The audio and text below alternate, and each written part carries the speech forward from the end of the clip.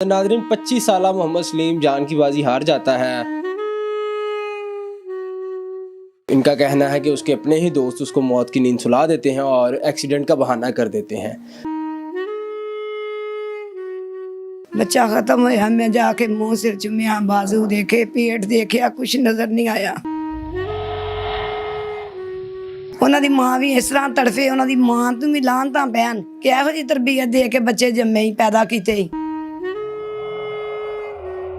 नहीं, अभी तक तो कोई बंदा मान ही नहीं रहा। कोई सब कह रहे, हर बंदा ही डरा हुआ है, जी हमें नहीं पता, जी हमें नहीं पता।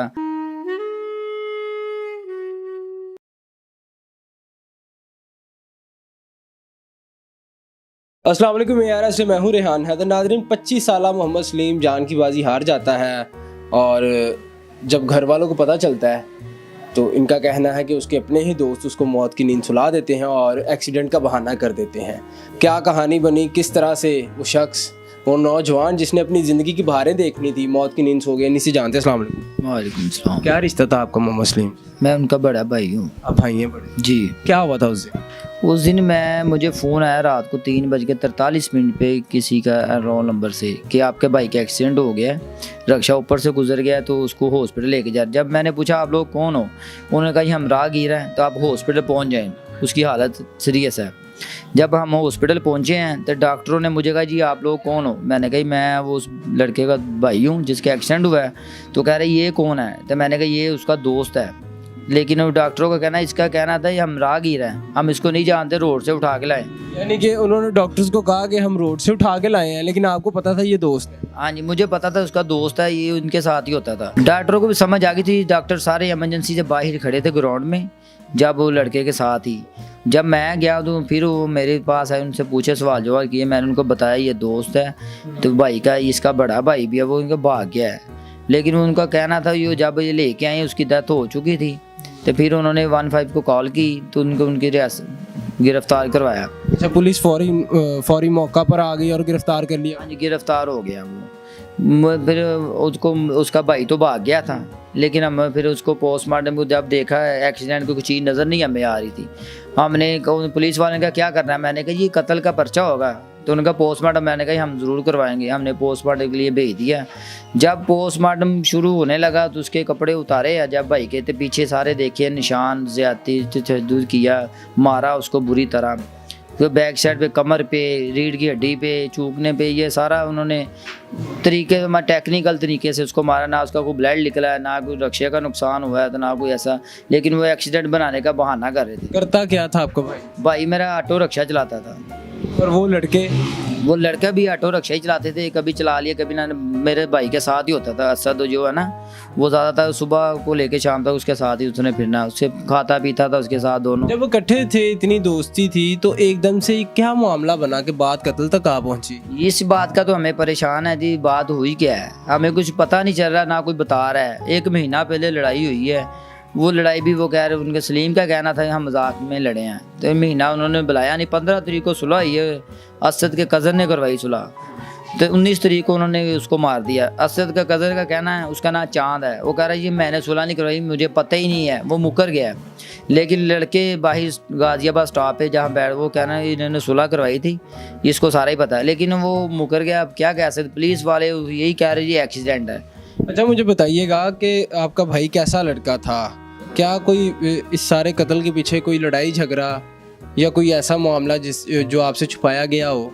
नहीं, लड़ाई ना, कोई ऐसा लड़का है ही नहीं था। भाई हमारा अपने काम पे जाता था, काम से घर आ जाता। अगर कोई ऐसा मामला तो होता, हम भी बाहर रोड पे होते, हमें भी पता चल जाता था। आप क्या करते हैं? मैं भी रिक्शा चलाता हूँ, लेकिन ऐसी बात कोई नहीं थी। वो अच्छा, सुबह जिस दिन उन्होंने ये हादसा करना था, सुबह से लेकर रात को 4 बजे तक उसके साथ ही रहे हैं। अच्छा भाईजान, मुझे ये समझ नहीं आ रही कि दोस्त से इकट्ठे खाते पीते हैं, काम भी इकट्ठा करते हैं, तो फिर ये किसी ने नहीं बताया कि ये नौबत यहाँ तक कैसे आई?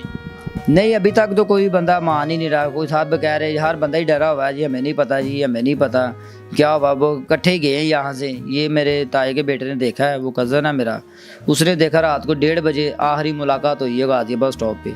उसके बाद उसका नहीं पता वो कहाँ गए कहाँ नहीं गए। आखिरी मुलाकात में वो क्या कर रहे थे? वो बैठे हुए थे रिक्शे में। तो मेरे कज़न को कहते, सलीम ने बोला है भाई को, कज़न को, कि आप घर जाओ, क्या कर रहे हो। तो वो इतना कह के वो चले गया। उसके बाद फ़ोन आता है, उसके बाद पता नहीं क्या हुआ कैसे हुआ, हमें नहीं पता। जहाँ वो एक्सीडेंट का वकूआ बता रहे हैं ना मेडिकल डाल उसके बाहर, वहाँ पे जो दुकान है वो खुला होता है खोखा 24 घंटे। उन्होंने कहा हमने भी सुना है, देखा किसी ने भी नहीं है कि एक्सीडेंट हुआ ये नहीं। यानी कि एक्सीडेंट होते किसी ने नहीं देखा। नहीं, किसी ने नहीं देखा, सुना है। 10-20 लोगों से मैंने पूछा, 2 घंटे मैं वहाँ फिर के आया हूँ, लेकिन वो कह रहे हमने सुना है भाई, देखा नहीं है। अगर देखा होता तो हमने बता देना था, हमें क्या डरने की क्या बात है। तो पुलिस इन्वेस्टिगेशन क्या कहती है? वो कहते जी एक्सीडेंट ही हुआ है जी। मैंने कहा जी एक्सीडेंट साबित भी तो करो, रक्षे का नुकसान नहीं हुआ, उन लड़कों का नहीं हुआ कि मेरे भाई की मौत होनी थी तो एक्सीडेंट में बस उसकी मौत ही, और किसी का रक्षा तबाह हो जाता। उनके भी कोई हाथ पैर टूटते तो हमें पता होता ना कि चलो ये एक्सीडेंट हो गया, एक बंदे की डेथ हो गई है तो फिर। लेकिन वो जो है ना खालत, किस बिना पे आपने एफआईआर करवाई, यानी कि शक कैसे किया उन पे? शाप साफ वादे नज़र आ रहा है ना, इन्होंने उसको मारा है, उसके निशान यहाँ पे निशान, चुबाड़ा तोड़ दिया, वो ये गर्दन की, ये पीछे रीढ़ की हड्डी पे निशान। तो फिर हमने वहाँ से जाहिर साबित होता है ये कत्ल हुआ है, उसको मारा गया। उसका ब्लड भी नहीं निकला कहीं से, कोई मतलब ना कोई ब्लड निकला ये रगड़ लग गई है, ऐसा कुछ भी नहीं है। कपड़े यहाँ से फटे हुए थे थोड़े से, जैसे उनके साथ हाथापाई।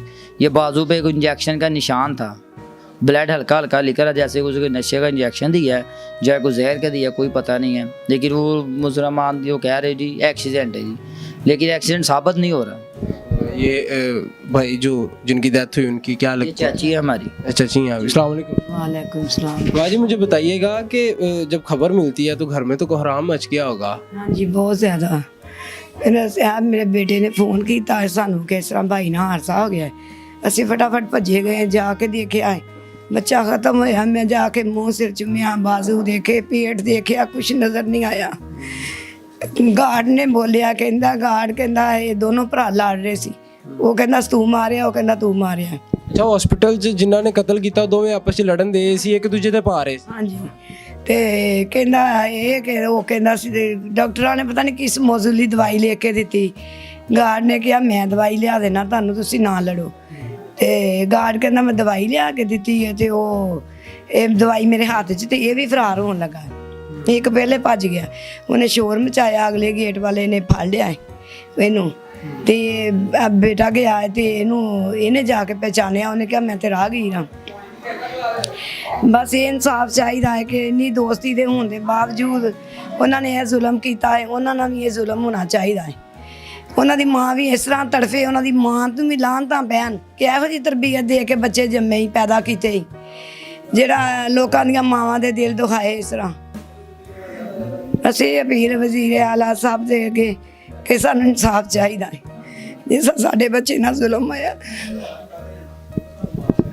नाजरीन, ये एक संगीन कत्ल है और मुबैना तौर पर ये बता रहे हैं कि दोस्तों ने ही कत्ल किया है। तो मुझे बताइएगा भाईजान कि अब वो हिरासत में है तो इन्वेस्टिगेट नहीं किया गया, पुलिस की जानिब से क्या रद्द अमल है?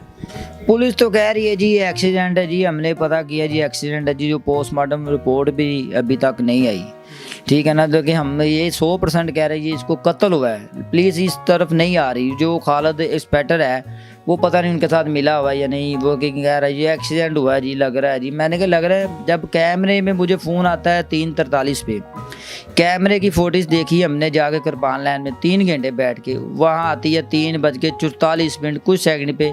मुझे फ़ोन करने से 1.5 मिनट बाद रक्षा सही सलामत गुजरता वहाँ से। कहाँ से? वे मेडिकल से, कैमरे से, क्या मेडिकल के गेट के बाहर कैमरा लगा है, 9 नंबर कैमरा, वहाँ से रक्षा सही जा रहा है, एक्सीडेंट कोई नज़र नहीं आ रहा है। भी लूप होल्स और रेड फ्लैग्स हैं इस सारे मामले में, जहाँ से आपको शक जा रहा है, यकीन हो रहा है आपको? हाँ जी, मैंने खुद देखा अपनी आंखों से। पुलिस वाले को इस बात पे यकीन, मैं जब अपनी आंखों से ना मैं कोई चीज़ देख लूँ तब मैं यकीन नहीं करता। मैं उसके साथ गया, 3 घंटे बैठ के आऊँ उधर कृपान लैंड के अंदर। रक्षा आया है, रक्षा गुजर गया है, मैंने उसको बताया देखो, 10 बार मैंने उसको रोका है, जूम किया, फिर देखा, मैंने कहा ये रक्षा है। तो लेकिन वो फिर भी कह रही है एक्सीडेंट है। एक्सीडेंट से पहले तो नहीं थी ना कॉल कर देनी? हाँ जी, एक्सीडेंट के उसने मुझे पहले ही कॉल कर दी है, कॉल करने के 15 मिनट बाद रक्षा वहाँ से गुजरता है। तो ये तो ये भी एक लूप होल है इस सारे मामले में। की अपील करना चाहते हो? ये जी सानू इंसाफ चाहिए है, उन्होंने भी सज़ा मिले बस। अगर नहीं सज़ा देंगे तो फिर मजबूरन सानू को कदम चुकना पेगा, तो फिर साढ़े कोई गिला ना करे। ਜਾਂ ਪੰਜਾਬ ਹਕੂਮਤ ਨੂੰ ਗੁਜ਼ਾਰਿਸ਼ ਹੈ ਕਿ ਸਾਨੂੰ ਇਨਸਾਫ ਦੇ।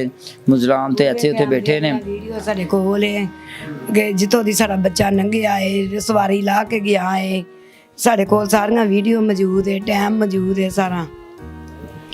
नाज़रीन, आपने तमाम गुफ्तगू जानी। अभी पुलिस इसको मज़ीद फर्दर इन्वेस्टिगेट करेगी तो केस जो है खुल के सामने आएगा और पता चलेगा कि असल हक़ाइक़ क्या थे। आप अपनी राय से कमेंट सेक्शन में ज़रूर आगाह कीजिएगा। मुझे दीजिएगा इजाज़त। अल्लाह निगहबान।